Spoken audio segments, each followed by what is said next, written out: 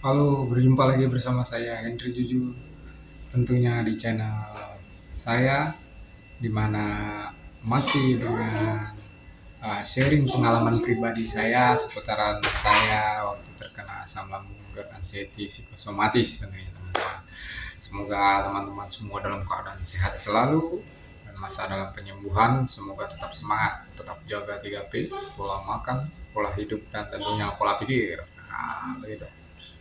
Nah, teman-teman, sebelum memulai video ini ada baiknya kita tersenyum terlebih dahulu, lalu bersyukur supaya pikiran rileks. Ada baiknya untuk mendukung saya lebih semangat untuk terus upload dan update video-video pengalaman pribadi saya. Nyalakan notifikasi loncengnya, tinggalkan komentar dan jangan lupa subscribe karena satu subscribe itu merupakan satu kebaikan. Begitu teman-teman. Terima kasih ya yang sudah subscribe. Dukung terus channel saya.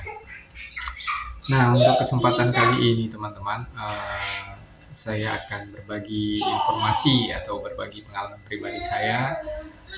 Tentunya masih sekitaran asam lambung, GERD, anxiety, psikosomatis. Nah, ini pada saat ini saya akan membahas masalah pegal dan capek, teman-teman. Sensasi pegal dan capek.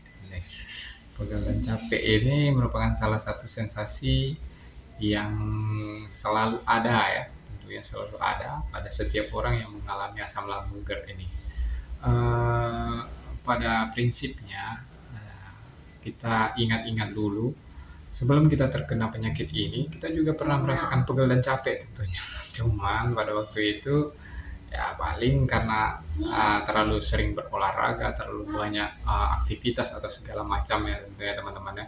Nah, itu juga disebabkan oleh banyaknya pergerakan dan banyaknya pikiran kan waktu kita normal dulu. Nah, apalagi waktu sakit sekarang ini ditambah dengan beban pikiran yang aneh-aneh, sehingga menimbulkan kecemasan. Nah, pada prinsipnya pada manusia normal, kecemasan itu sendiri hal yang wajar saja.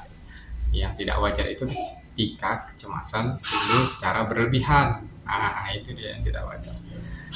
Karena seperti video yang sudah saya katakan, untuk kita penyakit yang asam lambung, GERD, anxiety ini, begitu timbul satu sensasi, kecemasan timbul, tapi secara berlebihan sehingga menimbulkan panic attack. Nah, pikiran sudah negatif, pikiran lah, inilah segala macam ya, takut ini takut itu. Nah, itu dia teman-teman.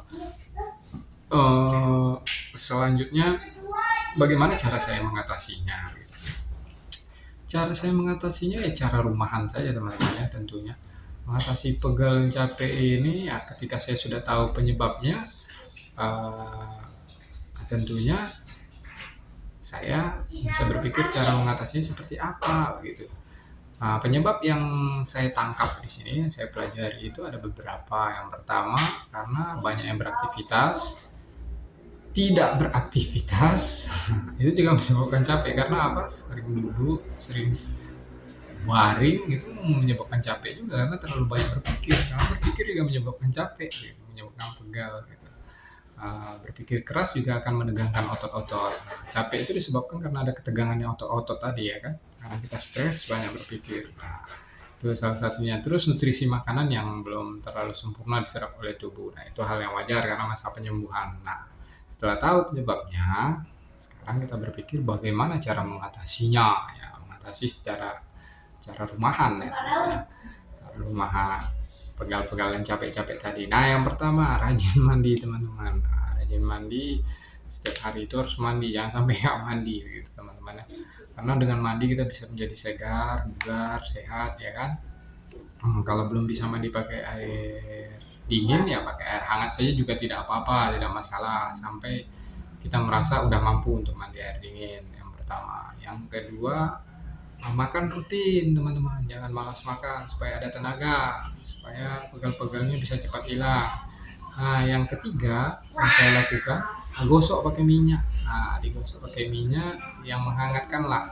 Kayak kalau saya biasanya pakai krim-krim gitu juga boleh, itu hot cream gitu kan, untuk menghilangkan sensasi pegal, atau ditempel koyo, itu juga boleh kan di pundak di sini gitu kan. eee, rajin minum air hangat, air putih hangat tuh wajib tuh ya teman-teman ya. Nah, yang paling penting jangan terlalu banyak berpikir supaya otot-ototnya tidak menegang gitu. Karena kalau nanti otot-ototnya udah menegang lagi ya kan, pegal-pegal lagi, yang ada pikiran-pikiran negatif timbul lagi, cemas timbul lagi, pikiran yang aneh timbul lagi, padahal itu hal yang normal. Ya, selanjutnya ayolah udah gerak. Jangan ditunggu-tunggu lagi, ayo bergerak. Kalau udah mampu udah jalan, hilir mudik minimal di dalam rumah ya kan, atau di halaman gitu teman-teman. Supaya otot-ototnya jangan menegang gitu. Nah, itu teman-teman ya. Yang penting jangan khawatir, jangan cemas dulu karena kalau namanya udah menegang, otot sudah menegang, tambah dengan pikiran cemas dan khawatir, otomatis malah tambah tegang kan, tentunya otot-ototnya gitu. Ayolah semangat gitu kan, karena untuk menimbulkan kesembuhan itu sendiri, untuk terjadi sebuah perbaikan itu sendiri dimulai dengan semangat dari diri kita dulu teman-teman. Kalau hanya dibiarkan ya udah, lama-lama badan jarang bergerak, pikirannya malah kemana-mana, sehingga ketika pikiran sudah kemana-mana semuanya menegang teman-teman, semuanya akan pegel, semuanya akan capek, gampang capek jadinya. Itu harus dilatih gitu, kalau tidak sekarang ya kapan lagi, jangan dibiarkan, pasti bisa, semangat saja begitu teman-teman. Ini tidak berbahaya, memang tidak berbahaya gitu. Penyakit ini adalah penyakit rumahan yang terjadi karena memang efek dari tingkah pola hidup kita, pola makan kita, pola pikir kita di masa lampau, meledaknya sekarang. Nah, saya sudah jelaskan itu di video-video sebelumnya, teman-teman bisa tonton. Ya wajar begitu. Sekarang nikmati saja begitu. Syukuri saja, bahwa tersenyum, bahwa bersyukur. Saya yakin semua ini pasti akan berlalu begitu.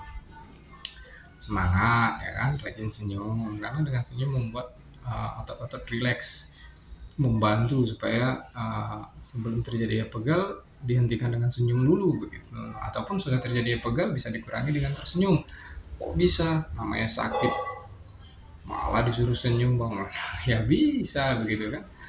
Namanya juga kita berusaha untuk merubah pola hidup yang lama dulu kan, seperti itu, yang jangan tersenyum bawaannya serius terus begitu teman-teman. Ya caranya simpel-simpel saja begitu. Yang penting optimis dulu, yakin dulu, semangat dulu untuk sembuh. Karena itu yang membantu kita dalam proses kesembuhan. Begitu teman-teman ya. Tetap semangat, intinya tetap semangat.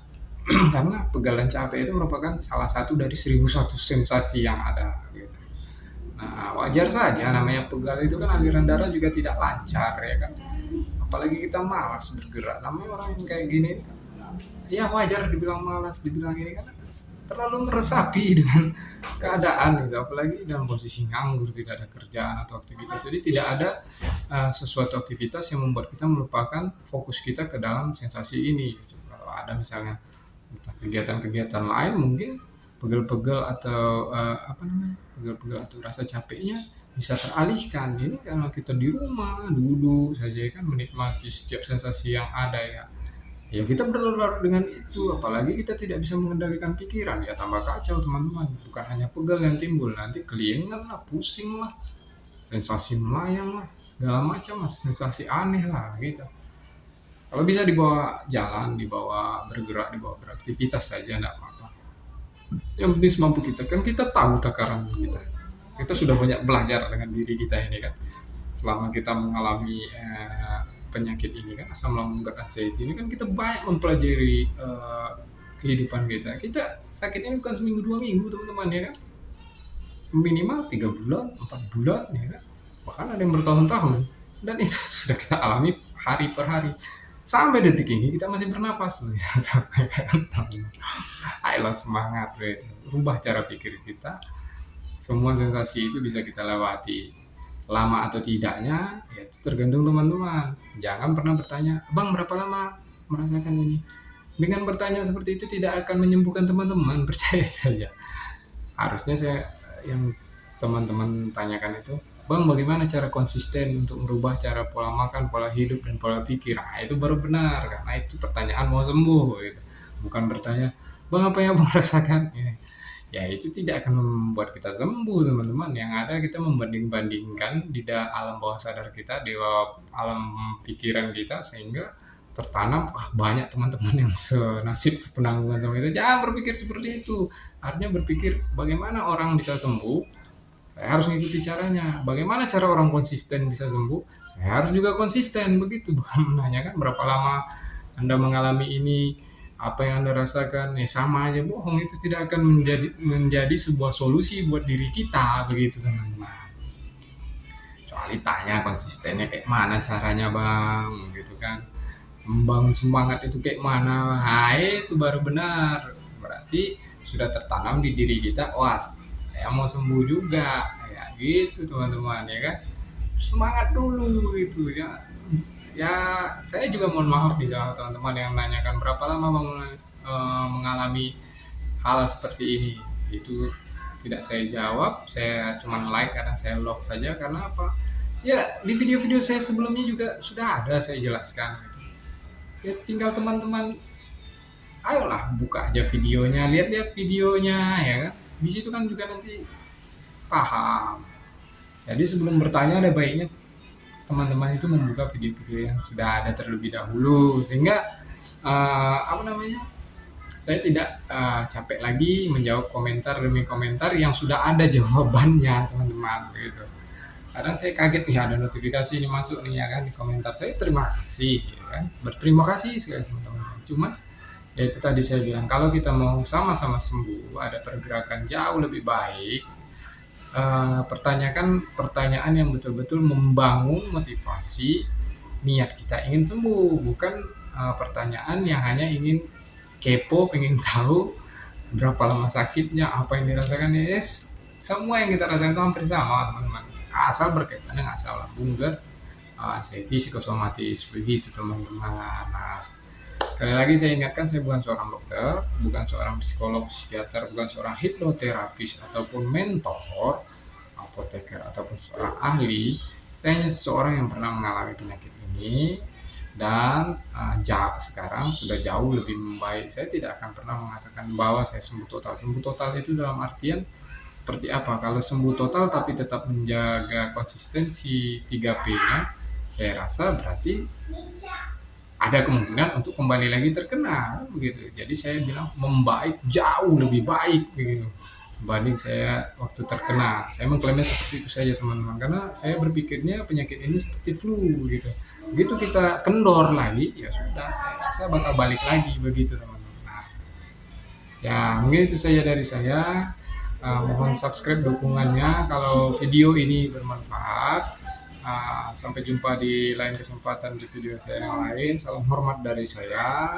Terima kasih banyak. Jangan lupa tersenyum. Cepat sembuh, cepat sehat. Bersyukur, semangat dan tersenyum. Dadah, bye bye. Salam Henry.